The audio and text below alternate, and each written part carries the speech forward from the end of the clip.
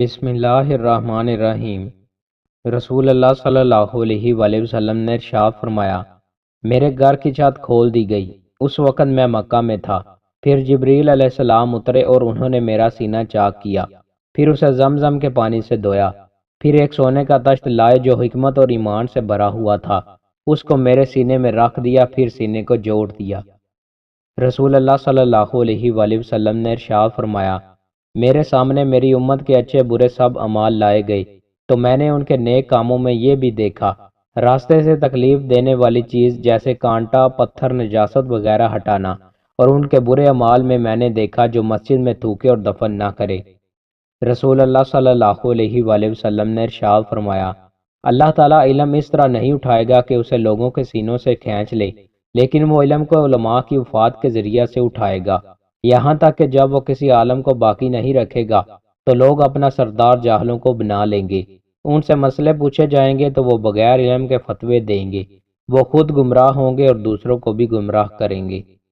رسول اللہ صلی اللہ علیہ وآلہ وسلم نے ارشاد فرمایا،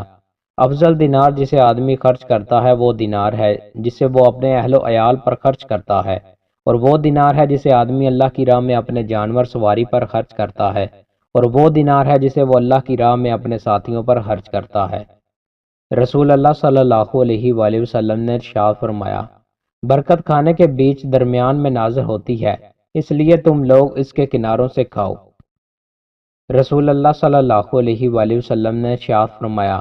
جو شخص سارے فکر جمع کر کے ایک ہی فکر یعنی آخرت کی فکر میں ڈال لے، اللہ اس کو دنیاوی پریشانیوں سے بے نیاز کر دیتا ہے، اور جسے دنیا کے معاملات کی فکر مختلف گھاٹیوں میں لیے پھرے،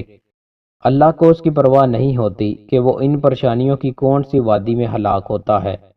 رسول اللہ صلی اللہ علیہ وآلہ وسلم نے ارشاد فرمایا،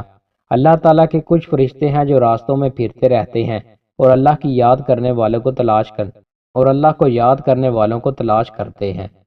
رسول اللہ صلی اللہ علیہ وآلہ وسلم نے ارشاد فرمایا، کدو کھایا کرو، یہ دماغ کو تیز کرتا ہے۔ دوستوں، مزید اچھی ویڈیوز کے لیے ہمارے چینل کو سبسکرائب لازمی کریں۔ بہت شکریہ۔